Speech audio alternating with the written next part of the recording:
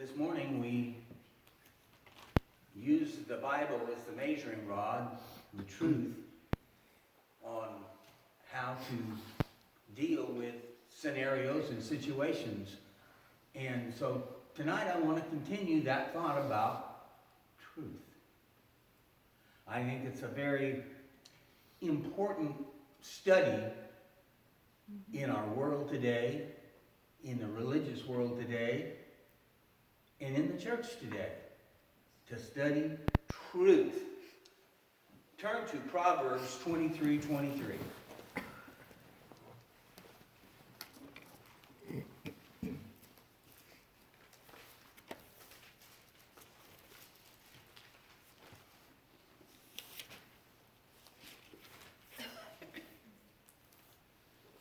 Buy truth and do not sell it. Buy wisdom, instruction, and understanding. Wise advice. Buy truth and don't sell it. If you look at the families that have had money for generations and generations and generations, there is one rule that family always has. It's buy land and never sell it. That which makes a person rich on earth, that same principle, God says, should be applied to truth for our spiritual lives. If you want to be successful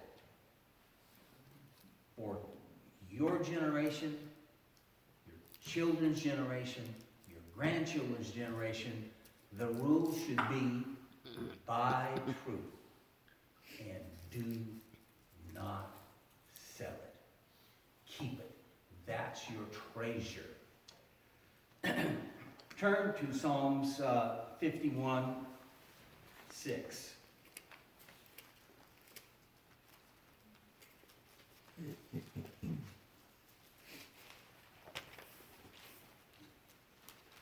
It's always weird when I go to the Psalms and it comes up to the chapters and there's all these little checkerboards all over the screen. You know, okay, now where do I find it? Behold, you delight in truth in the inward being, and you teach me wisdom in the secret heart. God delights in truth in here, in your heart, in your soul. Yes, it needs to be on the outside too, but God has always worked on the inside out principle. God has never been one that says fake it till you make it. God has always said change the inside and that will change the outside. Get the truth on the inside and that will change the outside. And there will be truth all the way through.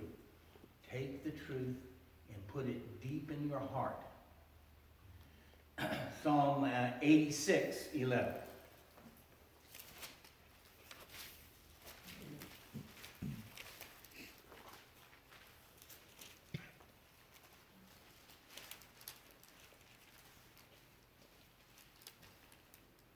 Teach me your way, O Lord, that I may walk in your truth. Unite my heart to fear your name.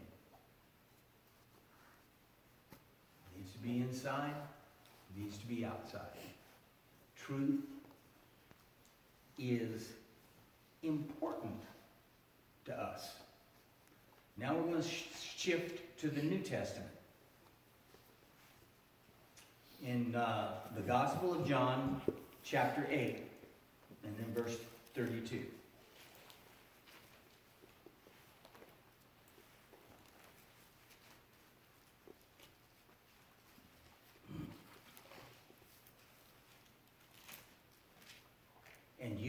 the truth, and the truth will set you free. If you're in chains, emotional chains, chains of ignorance, whatever, truth is what will set you free. We're going to go back to the first chapter of John, the Gospel of John, and we'll read verse 17.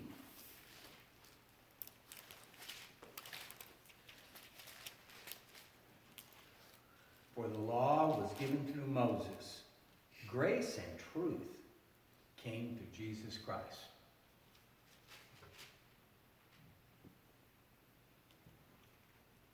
The final revelation of truth came through Jesus.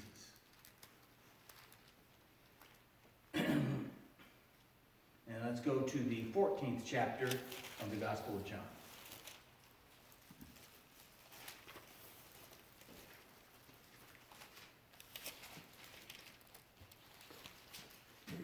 And verse 6.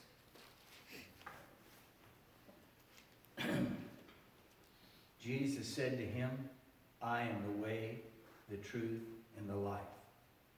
No one comes to the Father except through me. Now you would think,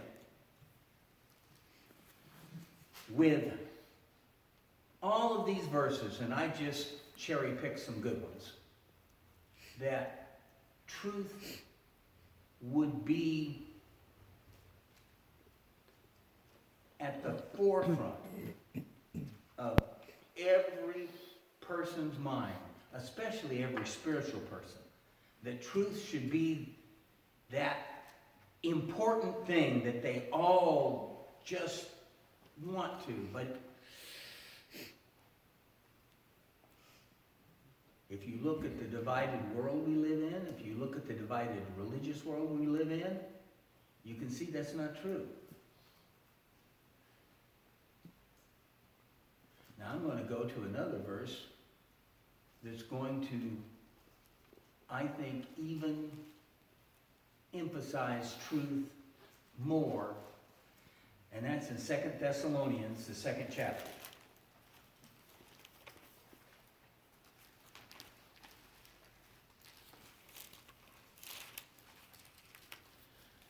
And starting with verse 10.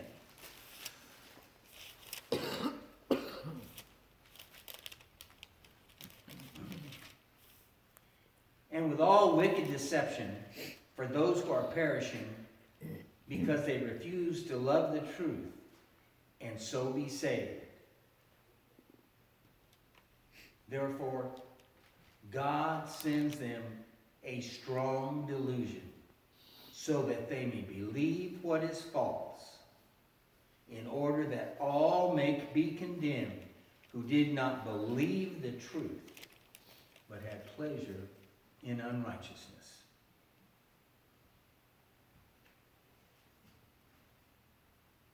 This says that we need to love the truth.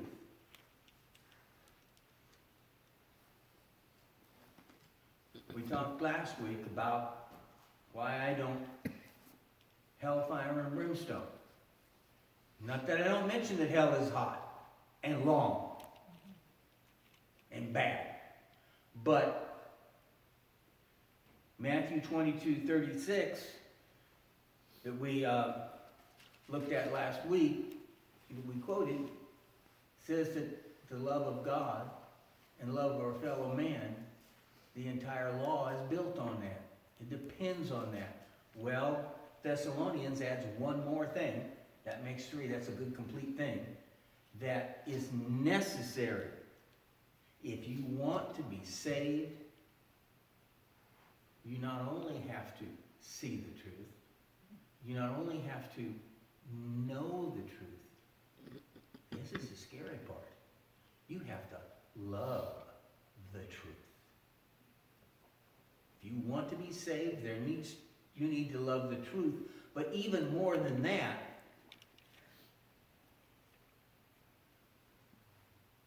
it's even worse than that. Well, I'm not going to be saved. God respects the truth so much that if you don't love the truth, God sends a strong delusion that you might believe what is false, in order that you might be condemned who did not believe the truth. Because if you believe the truth, you have to love it. You can't really believe it if you don't love it. In our world today,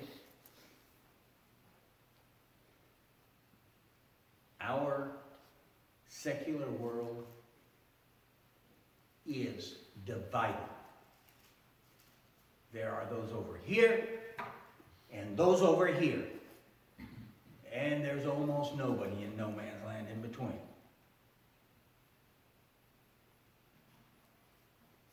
I can tell what side you're on by which news you watch. Because depends on who's talking. Well, that one lies. Oh no, that one lies. We have gotten so far from the love of truth in our nation that we have people whose profession is being a spin doctor. You know what a spin doctor is? He's a guy who tells half-truths. That's the point, is I'll give you just enough truth and twist it. Every political party hires spin doctors. All of our news tells us what they want us to hear, instead of telling us what happened and letting us figure it out. We have gotten so far away from the love of truth. And our country will never be united until we decide as a nation to stop listening to spin doctors, to stop listening to people that tell lies, and start demanding the truth. The same thing is true in the religious world.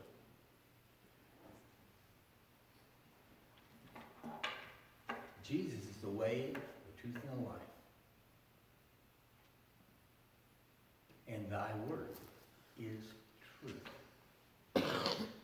Until we get to where the only thing that we depend upon for our spiritual lives is the Bible,